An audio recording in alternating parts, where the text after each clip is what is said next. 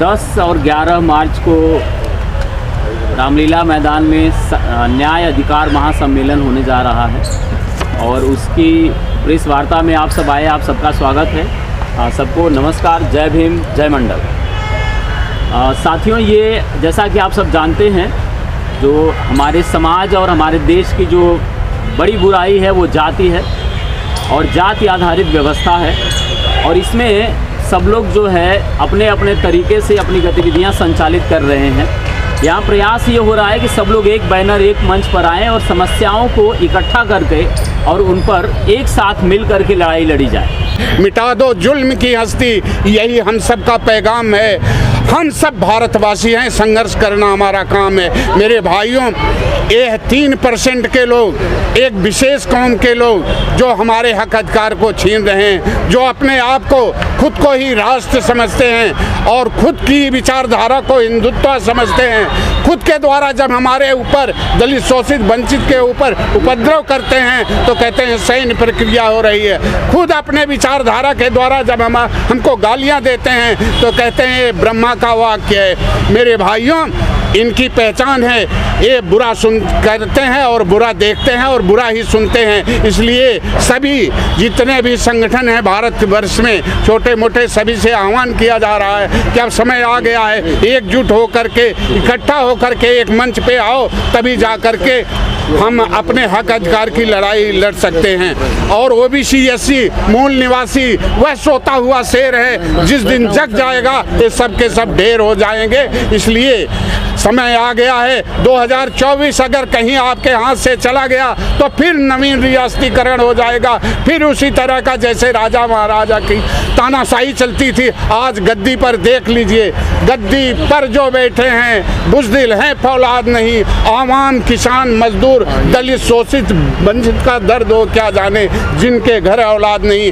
आज एक तरह से देखा जाए कि हम लोगों की बात सुनने वाले यही कह के आए थे कि आप लोगों को 15 लाख खाते में और आपका हक अधिकार दिया जाएगा, किसानों की आय दुगनी की जाएगी, लेकिन कहीं न कहीं हर रास्ते से भटका दिए हैं। आज घाव पे घाव दे रहे हैं। जब तक एक जगह मरहम लगाया जा रहा है, दूसरा घाव हो जा रहा है। झूठ पे झूठ बोल रहे हैं। ये कब तक चलेगा? आज पूरा भारतवर्ष देख रहा है, पूरा विश्व की निगाह भारत पे रहती थी। मैं एक पाकिस्तान का छोटा सा एक गाना आप लोगों के बीच में चल रहा है। झुल्ले लाल के बुल्ले लाल ने मिलकर हाहाकार मचाया, झुल्ले लाल के बुल्ले शाह ने मिलकर हाहाकार मचाया, फिर जोगी बुलडोजर लेके घर में आग लगाया। एक बार जो लग जाती है देश बेचैन बीमारी, फिर मरते दम छूटती नहीं तिकड़म की तैयारी। जोगीरा सारा आगे होली है, इसलिए बुरा न मानो होली है। और इनको पूरा विश्व देख रहा है कि इनके यहाँ क्या ड्रामा चल रहा है और हमारे यहाँ के लोग अभी सोए हुए हैं। कब तक सोते रहोगे? जागो ये मूल निवासियों। जब भी चाहे अंग्रेज, मुगल, ब्रिटिश जो भी आए हैं, यही किसान, मजदूर और आवाम मूल निवासी ही लड़ करके उनको भी भगाने का काम किए हैं। इसलिए अगर नहीं जागते हो तो राष्ट्र लुट जाएगा, राष्ट्र का किसान, आवाम, मजदूर लुट जाएगा। ये आसार नजर आता है। अब हुकूमत में बैठे हुए एक तरह से जुमलेबाज, झूठे, तड़ीपार नजर आते हैं। यही मूल निवासी भारतवासी गरीब, शोषित, वंचित, दलित देश को विश्व गुरु और कृषि प्रधान देश बनाए। आज गद्दी पे बैठे हुए लोग इन्हीं को गद्दार बता रहे हैं। इसलिए 10 और 11 तारीख को सभी लोग विशेष ध्यान दें और जिसको जो सहयोग करना हो, क्योंकि हमारा गरीब, मजदूर, शोषित, वंचित का यह समाज मिल करके लड़ाई लड़ रहा है। सबसे हाथ जोड़ करके निवेदन है, जो सहयोग देना हो उनके लिए भी खाता नंबर दिया जाएगा, वो हमारा सहयोग करें। और क्योंकि निर्णायक लड़ाई लड़ने के लिए सबका सहयोग चाहिए और हमें सभी पार्टी के सभी दलों को, सभी संगठनों का आह्वान किया जाता है, सब 10-11 को पहुँचो और सबको मंच दिया जाएगा, अपनी आवाज़ को बुलंद करो। इन्हीं बातों के साथ भाइयों, ये आवाज़ पूरे देश में फैला दो, क्योंकि अब समय नहीं बचा है।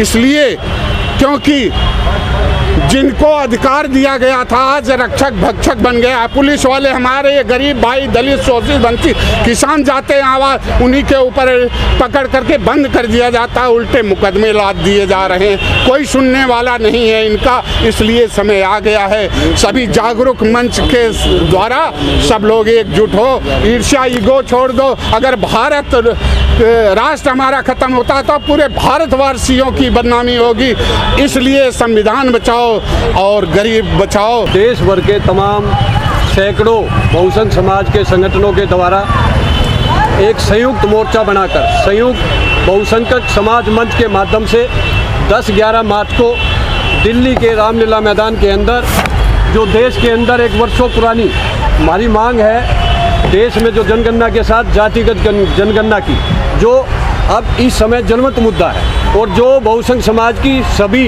बीमारियों की दवाई है, कहीं ना कहीं प्रमुख मुद्दा जातिगत जनगणना और जो ईवीएम द्वारा जो बाबा साहब ने हमारा वोट की संविधान के तहत वोट की ताकत दी थी, उस वोट की ताकत को ईवीएम ने ख़त्म कर दिया।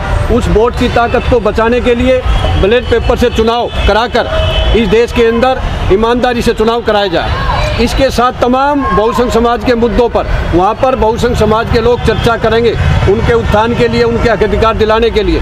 लेकिन जो जातिगत जनगणना का मुद्दा है, ये एक ऐसा जनमत मुद्दा है। अगर ये आने वाले संसद के सत्र के अंदर जो मार्च में हमारा शुरू होने जा रहा है और जो मान्यवर काशीराम की जयंती पर जो 10-11 मार्च को हम लोग इस न्याय अधिकार महाकुंभ को करने जा रहे हैं, तो जातिगत जनगणना कराने की क्यों ज़रूरत पड़ी हमारे को? वो इसलिए ज़रूरत पड़ी कि 75 वर्ष के अंदर जो 10% के मनुवादी लोग हैं, जो न्यायपालिका, राजनीति और कार्यपालिका पर प्राइवेट सेक्टर, मीडिया, जितने भी सेक्टर देश के अंदर हैं, जो मूल निवासियों ने देश को आज़ादी के बाद बनाया, शिक्षा उनको, उन पर हक अधिकार 10% के लोगों ने कब्जा जमा लिया है। तो कहीं ना कहीं जातिगत जनगणना अगर ईमानदारी से हो जाती है तो देश के अंदर किस जाति की आर्थिक, सामाजिक और राजनीतिक स्थिति कितनी डाउन है, कितनी अपर है, उसके हिसाब से सरकार योजनाएं बनाती है। तो कहीं ना कहीं हमारी मांग है कि जातिगत जनगणना कराई जाए और जातिगत जनगणना कराकर जिसकी जितनी संख्या बारी, उसको उतनी हिस्सेदारी न्यायपालिका, राजनीति और कार्यपालिका, प्राइवेट सेक्टर में दी जाए।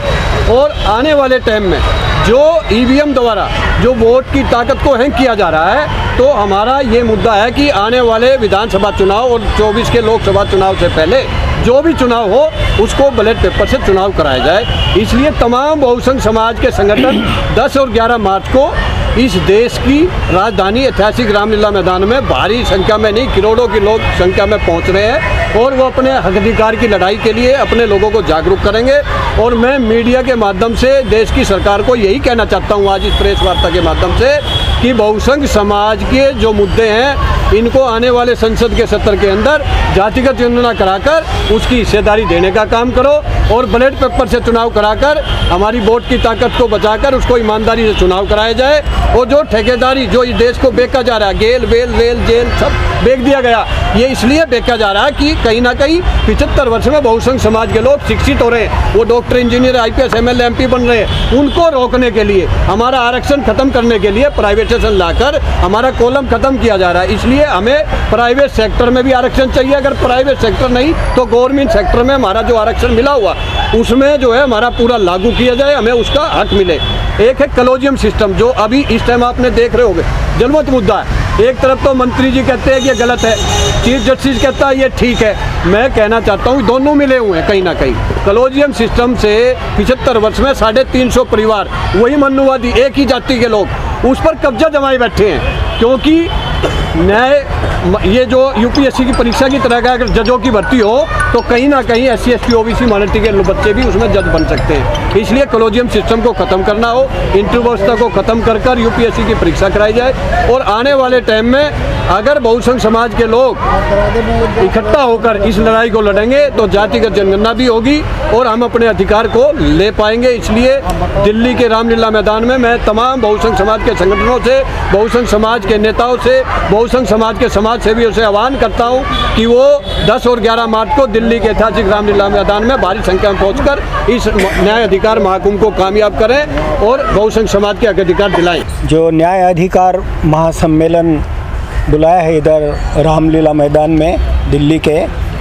तो हमारी जो मूल समस्या है यहाँ की ऊंच नीचता की सामाजिक व्यवस्था है, तो ये व्यवस्था जब तक समाप्त नहीं होती हमारी कोई भी जो समस्या है बहुजनों की ये हल नहीं होगी। तो इसलिए यहाँ पर जो फंक्शन होगा रामलीला मैदान में, तो इसमें सैकड़ों जो सामाजिक संगठन है वो हिस्सा ले रहे हैं और उनके माध्यम से जो है ये इधर हज़ारों के तादाद में जो है बहुजनों के कार्यकर्ता और नेता इधर आ रहे हैं। तो इस फंक्शन में हमने बहुजनों के 100 नेता और कार्यकर्ताओं को इधर बुलाया है ताकि वो इधर हमारे समस्या के बारे में चर्चा करेंगे। तो जैसा कि अभी इधर बताया गया है कि जातिगत जनगणना है, जल ज़मीन का अधिकार है, ये सफाई कर्मचारियों की जो समस्या है, ये ठेके की नौकरी जो है ये बंद होना चाहिए। तो ये सारे जो मुद्दे हैं ये हमारे बहुजनों के जीवन के साथ जुड़े हुए हैं। तो इसलिए जब तक ये बहुजन वर्ग के लोग जागरूक नहीं होते तब तक ये कारवा जो है ये आगे नहीं जा सकता। तो इसलिए अलग अलग जो सामाजिक संगठन के लोग हैं, नेता है और राजनीतिक पार्टी के भी जो नेता है उनको भी हमने इधर बुलाया है, क्योंकि भले ही बहुजनों की सत्ता आती है लेकिन हमारे बहुजन वर्ग के लोग अगर जागरूक नहीं होते तो ये सत्ता जो है ये ज़्यादा समय तक नहीं चल सकती। तो इसलिए बहुजनों को जागरूक करना ये बहुत ही इम्पोर्टेंट बात है। और हमारे जो महापुरुष थे महात्मा फुले, डॉक्टर बाबा साहब आम्बेडकर और ऐसे गुरु और संतों ने यही काम किया जागृति का। तो ये जो संगठन के माध्यम से ये जो 10 और 11 मार्च का जो फंक्शन हो रहा है रामलीला मैदान में, ये बहुजनों के जागृति के लिए है पर्टिकुलरली। तो इसमें ज़्यादा से ज़्यादा बहुजनों के लोग कैसा हिस्सा लेंगे ये हमने देखना है।